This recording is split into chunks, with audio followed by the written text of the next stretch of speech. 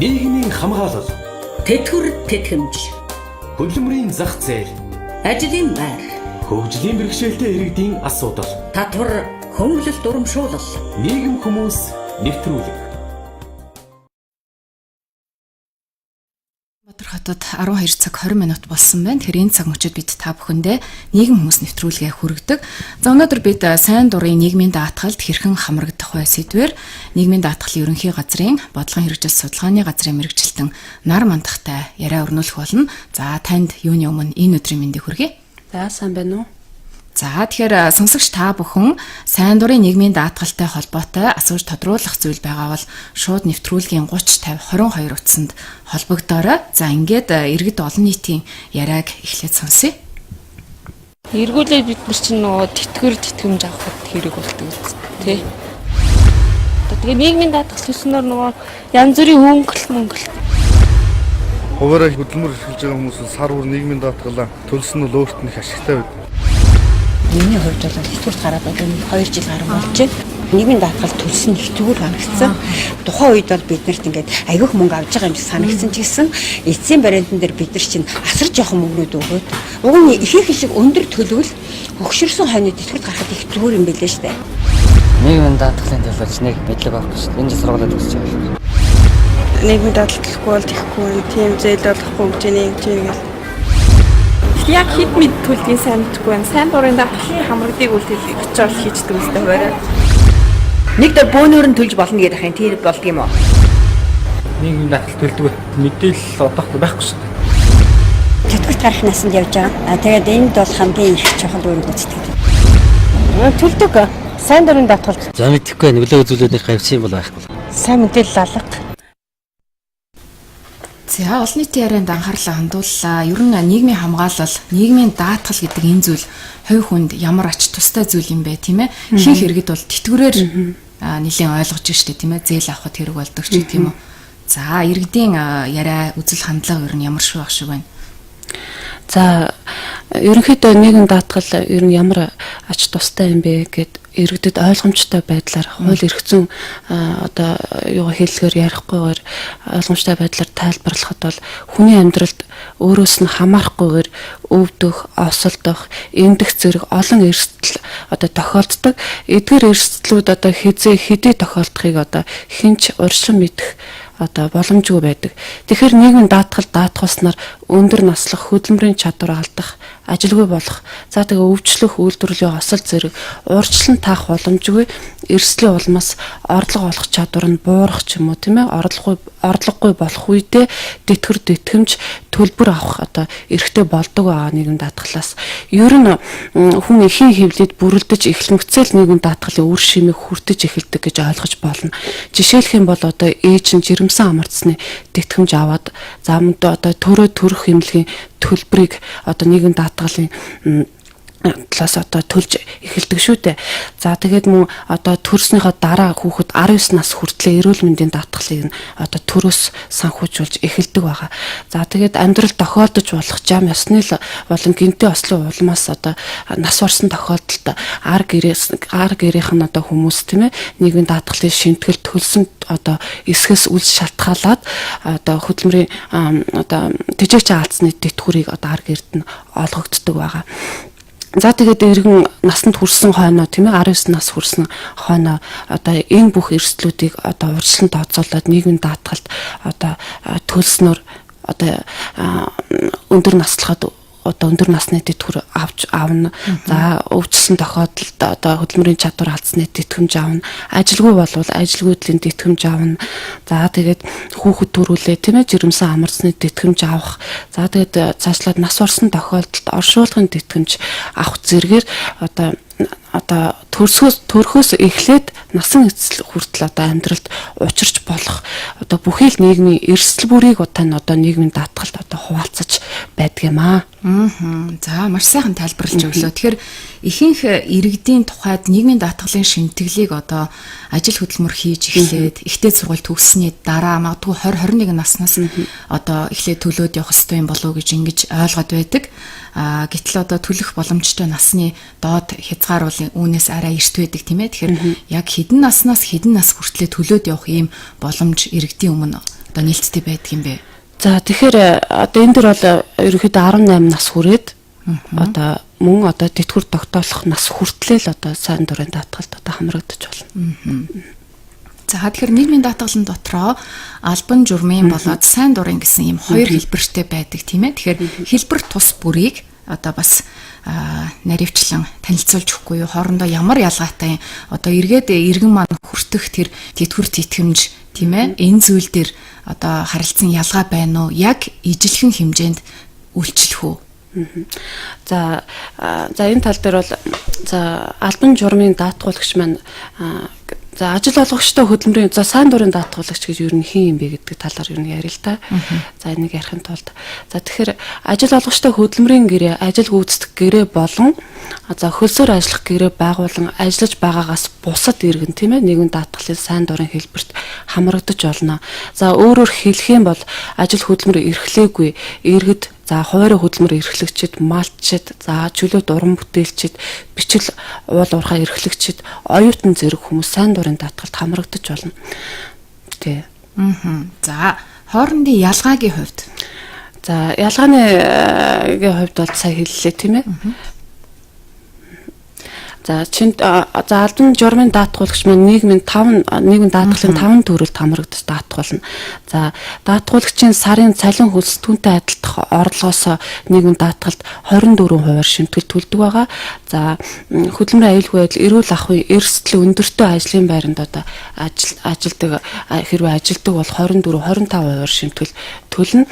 За гэхдээ үүн даатгуулагч маань үүний 11.5%-аар даатгуулагч шимтгэл төлдөг байгаа. За энэ 11.5% гэдэг маань албан журмын даатгуулагчийг ярьж шүү тийм. 11.5% гэдэг маань тэтгэврийн даатгал 8.5%, тэтгэмжийн даатгал 0.8%, ажил хөдөлгөөний даатгалд 0.2%, эрүүл мэндийн даатгалд 2% гээд нийтдээ 11.5%-ийг төлдөг. За үлдсэн энэ хувийг нь одоо ажил олгогчоос төлдөг байгаа. За сайн дурын даатгуулагчийн хувьд бол тэтгэврийн, тэтгэмжийн, үйлдвэрлэлийн ослын даатгалын шимтгэлийг заавал төлөх ёстой байдаг ба. За тэгтээ нэгэн даатгалын байгууллагатай байгуулсан тийм өөрөө даатгуулагч өөрөө мэдүүлсэн хөдөлмөрийн хөлс орлогоос тэтгэврийн даатгалд 11.5%, тэтгэмж болон үйлдвэрлэлийн ослын даатгалд тус бүр 1.2% гээд нийтдээ сайн дурын даатгуулагч маань 2019 оны хувьд 13.5% шимтгэл төлж байгаа. За баярлалаа. Ингээд энэ цаг мөчид хормын завсарлага аваад эргээд яриагаа өрнүүлье. Олон нийтийн эрх ашгийг дээдлэн Монголын радио тэнхлэг хөтөлбөр.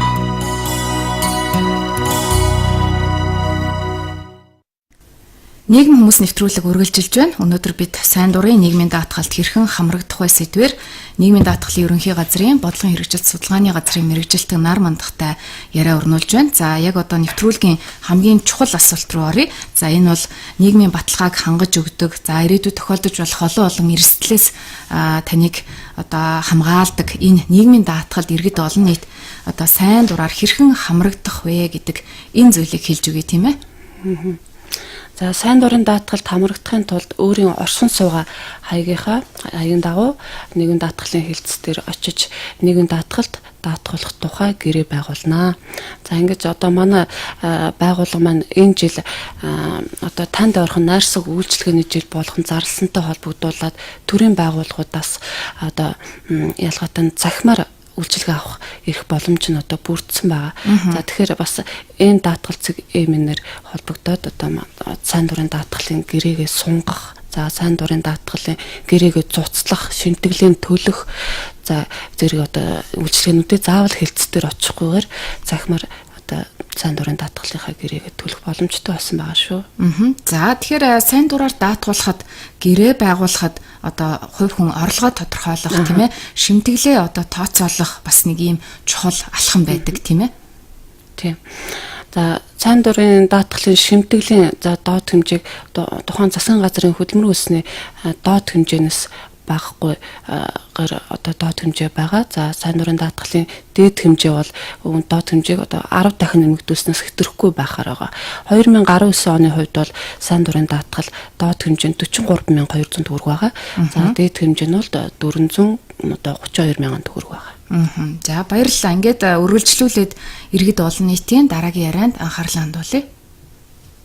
Сайн дурын даатгалыг ингээд зарим үед хүмүүс бол хөдөлмөр эрхлээгүй байдаг. Гэхдээ зарим тохиолдолд байгууллагуудтай гэрээт ажил ч юм уу хийгээд явж явах үедээ хөлс авчдаг. Тэгэхдээ сайн дурын даатгал нь заавалчгүй одоо нэг гэрээ байгуулад тодорхой хугацаанд хийчээд дунд нь одоо алгасаад одоо өөр байгууллагаас хэрвээ нийгмийн даатгал төлөгчвөл дараа нь буцаад сайн дурын даатгалаа төлөх. Сайн дурын даатгал төлөвлөл одоо хэдийг төлөөд бид нар хэдэн төгрөгийн тэтгэр авах уу?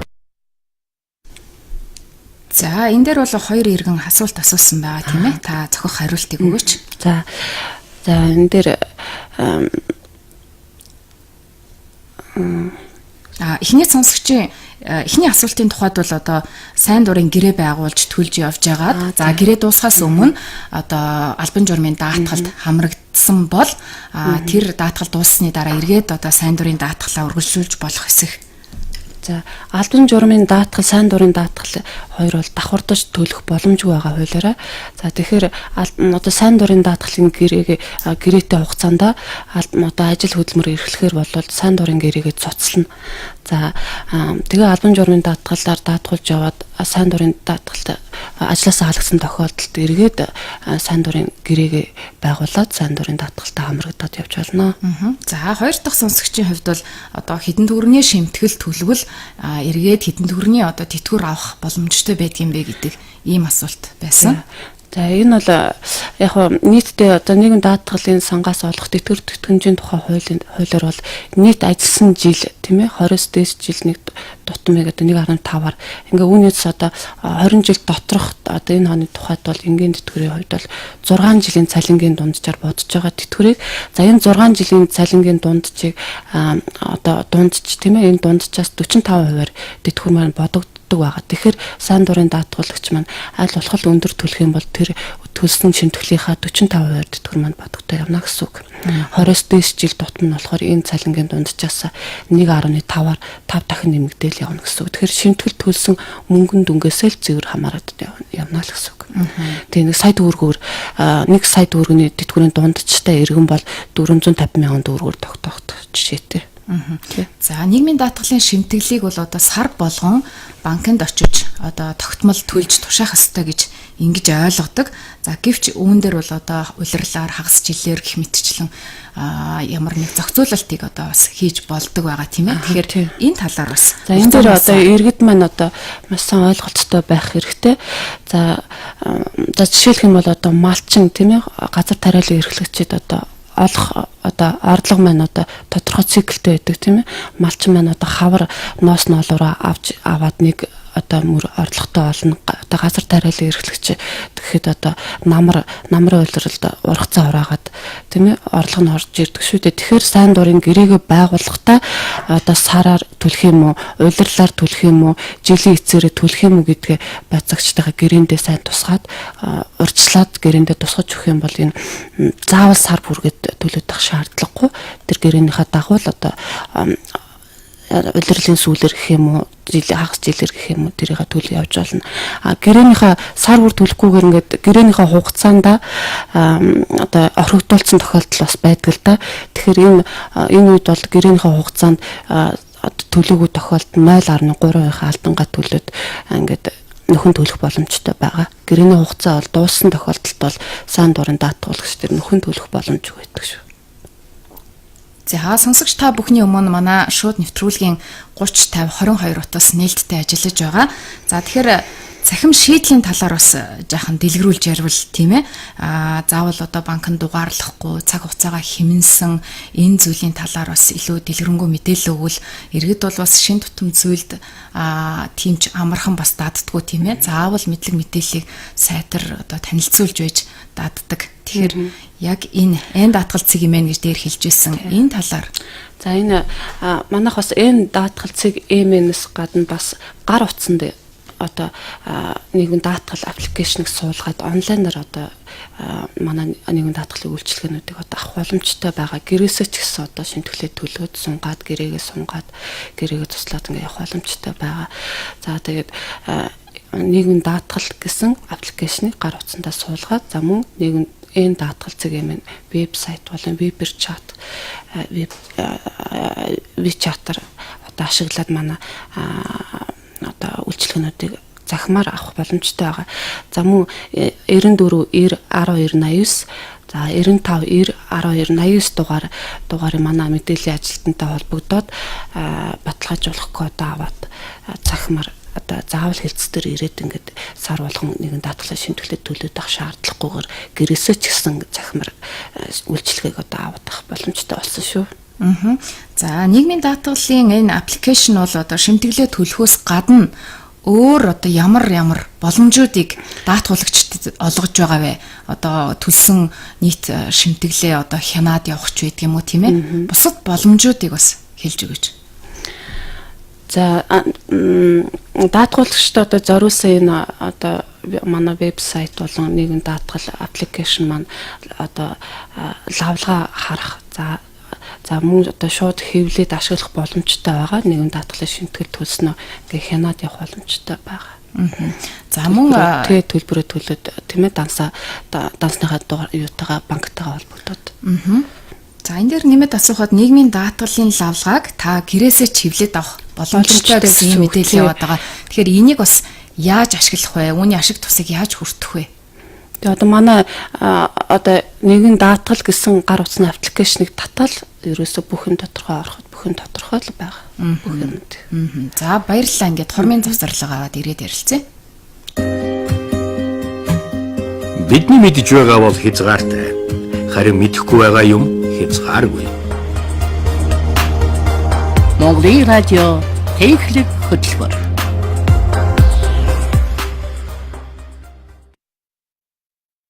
За сонсогчдоо нийгэм хүмүүс нэвтрүүлэг үргэлжилж байна. Өнөөдөр бид сайн дурын нийгмийн даатгалд хэрхэн хамрагдах вэ сэдвийн дор нийгмийн даатгал ерөнхий газрын бодлогын хэрэгжилт судалгааны газрын мэрэгжилтэн нар мандахтай яриа өрнүүлж байна. Сонсогч та бүхний өмнө манай нэвтрүүлгийн 30 50 22 утас нээлттэй. За мөн биднийг ярьж явах зур хөгжлийн бэрхшээлтэй иргэн бас асуултыг манай найруулагчид уламжилсан байна. Хөгжлийн бэрхшээлтэй иргэн сайн дурын даатгалд хэрхэн хамрагдах вэ? Зааварчилгааг хэлж өгнө үү гэсэн байна. Тэгэхээр энд та хариулт өгөх үү? За энэ дээр хөгжлийн бэрхшээлтэй иргэн гэхээс одоо ямар ч иргэн тийм ээ хөдөлмөрийн гэрээгээр гэрээ байгуулалт одоо ажилтгүй иргэд маань манай оршин суугаа хаягийнхаа дагуу нэгэн даатгалын хэлтс дээр очиод нэгэн даатгалд даатгуулах тухай гэрээ байгуулад нэгэн даатгалд сайн дурын даатгалд хамрагдаж болно. За мөн түрүүн хэлсэн одоо цахим үйлчлэгээр чсэн бас хамрагдах боломжтой байгаа. Анх удаага гэрээ байгуулах гэж байгаа пассворттайгаар иргэний тухайд бол одоо цахимаар асуудлаа шийдэж болох уу?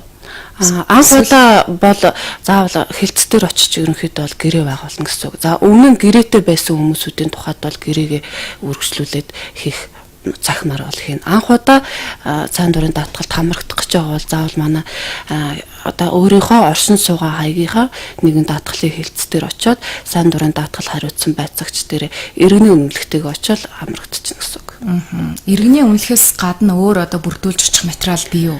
Байхгүй шаардлагагүй. За баярлалаа. Тэгэхээр иргэд бас ярьдаг л да энэ сайн дурын даатгал, албан журмын даатгал хоёрын хооронд бас ялгаа байна. Зээл авах ч юм уу те банкнд ямар нэгэн одоо банкнаас үйлчилгээ авахад сайн дурын даатгуулагчийн төлсөн нийгмийн даатгал одоо хүчин төгөлдөр байж чаддаггүй юм байна. Ялангуяа одоо 8% зээл авахд ч гэдэг юм уу энэ бол бас хүчин төгөлдөр байж чадахгүй байна гэдэг ийм тайлбар хэлдэг. Ер нь бол хүчин төгөлдөр албан журмын даатгуулагч болон сайн дурын даатгуулагч гэдэг маань яг л адилхан гэсэн үг. За сонсогч та бүхэн манай нэвтрүүлгийн 30 50 22 дугаарын утсанд холбогдож сайн дурын нийгмийн даатгалтай холбоотой асуулт байвал бас энэ цаг хугацааг ашиглаад тодруулаад аваарай. За сайн дурын нийгмийн даатгал төлсөн иргэн маань одоо ажилгүйдлийн тэтгэмжийг одоо бас хэрхэн яаж авах вэ? Үүнд хамрагдах одоо журмын талаар бас танилцуулж. За сонсогчийн утсыг авъя. Байна уу? байна. За хаанаас хийн холбогдож байгаа вэ? Улаанбаатар хотоос ирж байна. За. Украин Ростан гэдэг газраас ингээд 4 сар ажил хийчихэд эмчилж үзүүлэх гэдэг нэг даатгалаа төлөвлөж гэсэн чинь танай байгууллага өртөө байна гэдэг ингээд одоо бүгж өгөхгүй одоо яах вэ? За өөр тодруулах зүйл байна уу? Өөр юм алхаа. За баярлалаа хүлээн авчаараа хариултаа чагнараа та. За энэ албан журмын даатгуулагчийн тухай энэ л да хөлсөөр ажиллах хөдөлмөрийн гэрээгээр ажиллаж байгаа гэж би ойлгож байна. Тэгэхээр энийг бол байгууллага нь одоо төлнө гэсэн үг л дээ. Тэгэхээр одоо эмнэлгийн үйлчлэгийг авах гад ч юм уу одоо өөр бусад үйлчлэгэнд хамрагдахын тулд одоо тэр байгууллага өртөө гэдэг ийм шалтгааныг одоо яаж шийдвэрлэх ёстой юм бэ? Тийм тэр байгууллага нь төлөх ёстой л доо. Байгууллагатай өөрөөр хэлбэл энэ иргэн маань одоо хүсэлт байгууллага нь 2%-аар авч байгаа цалингийнх нь 2%-аар даатгуулж 2%-аар гэж төлдөг учраас албан журмын тийм ээ гэрээтэй ажиллаж байгаа хүмүүсд бол байгууллага нь одоо байгууллагатай л одоо шаардлагатай тавих хэрэгтэй. За дараагийн сонсогч утсыг авъя. Байна уу? За та ханаас хийн холбогдож байна?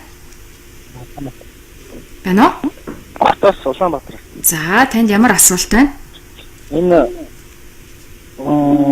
ажлын тэмч одоо хэдэн сар үргэлжлэх вэ?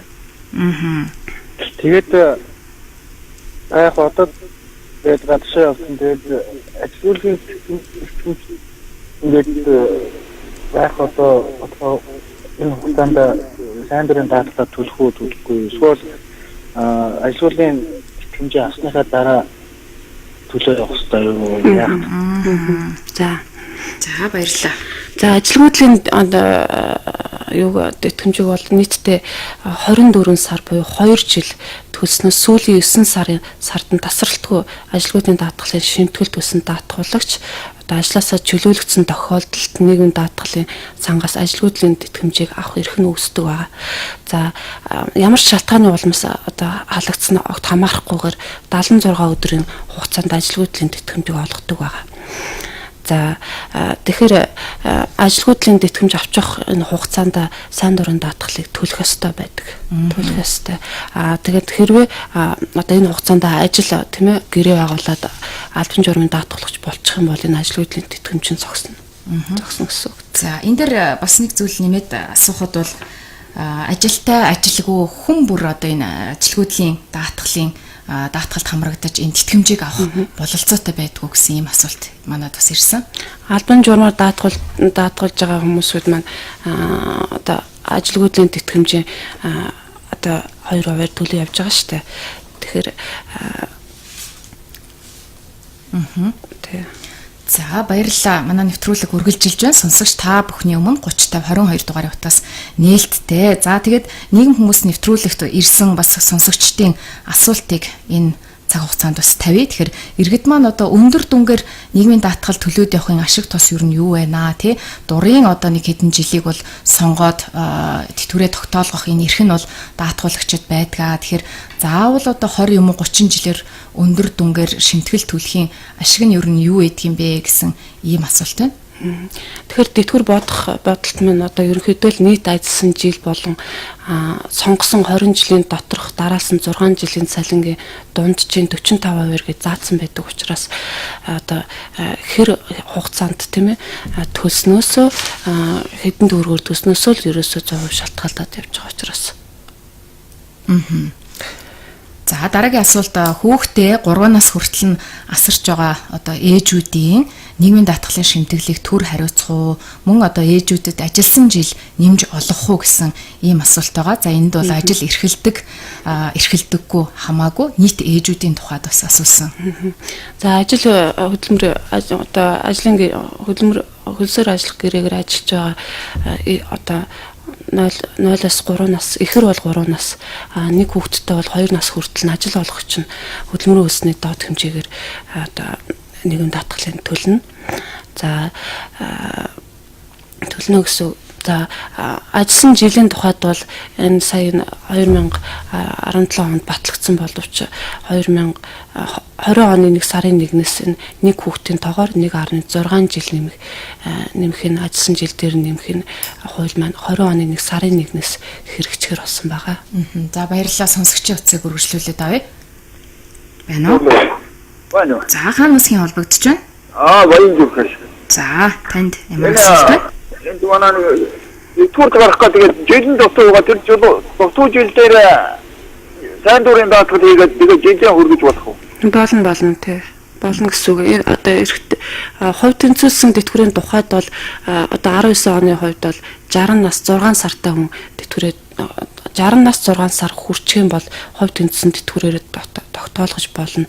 Хэрвээ та хүсэх юм бол сайн дурын даатгалыг одоо хамрагдаад 20 жил 6 сарын ажилласан жилийн болцож хүрчих юм бол бүрэн тэтгэвртэй хамрагдаад явна л гэсэн үг. За баярлалаа. Сонсогч маань бас хариултаа авсан баг. Тэгэхээр жирэмсэн болон амарцны тэтгэмжийг одоо ээж маань өөрөө яаж бодох вэ гэсэн энэ аргачлалыг бас асуусан. За эхлээд сонсогчийн утсыг авъя. Байна уу? Байна. Баярлалаа. Анх хоёр ирж байна. За. Нийгмийн даатгал 15 жил тасралтгүй төлсөн. Өнгөрсөн жилийн 10 сард өчнөө өчөр төр чөлөө авсан. Нийгмийн даатгалаас юу олдох, тэтгэмж олдох, тэр олддог бол ажиллаа хийж байгаа доо. Тэг ажиллаа хийж байгаа төр чөлөө авсан. Одоо бараг 10 сар жил болох байхгүй юу? Ерөөсөө нийгмийн даатгал хандаагүй л дээ. Нэг зүйлээ би сайн ойлгохгүй л да тодруулж асууя. 15 жил нийгмийн даатгал төлсөн. За. Өнгөрсөн 18 оны 10 сард өвчнөө өчөр төр чөлөө авсан байхгүй юу? Тэгээ одоо эмчилгээ хийлгэж байгаа. Хөдөлмөрийн чадвар төр алдсан гэсэн үг юм байна тий? Тэгэхээр угсаагүй. Тэгэхээр сүүлийн 6 сар тасралтгүй төлсөн шимтгэл төлсөн тохиолдол одоо хөдөлмөрийн чадвар төр алдсныг тэтгэмж нь тогтоогдно авна гэсэн үг. За болох нь байна тийм ээ. За түрүү сонсогчийн өмнө асуусан асуултанд бас хариултыг өгье тийм ээ. Жирэмсэн болон амарцны тэтгэмжийг одоо хувь хүн өөрөө яаж бодох вэ? За мөн одоо төрснийхөө дараа 3 жил нийгмийн даатгалаа одоо байгууллагаараа төлүүлээд хүүхдээ харж явах хугацаанд дахин одоо жирэмслэвэл одоо энэ хугацаа маань цаашаа өргөлжлээд явна гэсэн үг тийм. Жирэмсэн амарцны тэтгэмжийг одоо 4 сарын хугацаанд ажлын өдрөөр тооцоод сүүлийн 12 сарын дундаж хөдөлмөрийн ус орлогоос нь одоо албан журмын даатгуулагчид 100%-аар нь сайн дурын даатгуулагчийн тухайд ихэд бол 70%-аар нь бодож олгоно гэсэн үг. За баярлалаа. Сонсогчийн утсыг авъя. Байна уу? Байна. За хаанаас нь холбогдож байна? Улаанбаатараас мэгмөх холбогдож байна. За та асуултаа асуугаарай. За энэ би одоо 2020 онд 60 нас хүрээ 60 нас тэгээд сүүлийн жилүүдэд нь сүүлийн 4 жил гараа одоо нөгөө хамгийн өндрөөр нь төлөө явж байгаа юм. Тэгээд хэрвээ нэг тасралтгүй 6-7 жил болоогүй тохиолдолд тасралтгүй 6-7 жил нийлбэр дүнг аавна гэдэг байна шүү дээ. Тэр арай 6-7 жилдээ хүрэхгүй байх тохиолдолд тэрийг одоо бодож болох уу дурдчихлаа. За таны хувьд бол одоо 20 онд бол 7 жилийн дунджаар буюу 84 сарын дунджаар тэтгэвэр манд бодогдно гэсэн үг. За тэгэхээр яг 84 сар буюу 7 жилдээ хүрэхгүй тийм өндрөөр одоо даатгуулсан даатгуулагчийн тухайд бол тухайн төлсөн сарыг нь одоо 84-т нь хуваагаал тэтгэвэр нь бодож байна гэсэн үг. Заавал 84 сар байх шаардлагагүй. Одоо 48 сар жил өндөр 3 жил нь бол бас 4 жил шиг байж чадахгүй байгаа юм байна тийм ээ. Тийм болно. Тэг 84-т нь хуваагаал бодчихно байгаа сарын нь хугацаа. Ялгаагүй нэмэл хуваагаад дундчлаад гарах нь байна тийм ээ. Тий одоо нийтдээ 60 сарын шимтгэл төлсөн тийм ээ. Өндөр төлсөн хүнийг бол 84-т нь хуваагаал бодчихно. За баярлалаа. Ингээд бидний нэвтрүүлгийн цаг бас үндсэндээ дөгч байна. Тэгэхээр төгсгөлд нь бас сайн дурын нийгмийн даатгалд иргэд олон нийт маань хэрхэн яаж илүү амар хялбараар тий шуурхай хамрагдах вэ гэдэг энэ асуултанд маш товчхон дахин нэг мэдээлэл өгөөд нэвтрүүлгээ төгсгөе тийм ээ.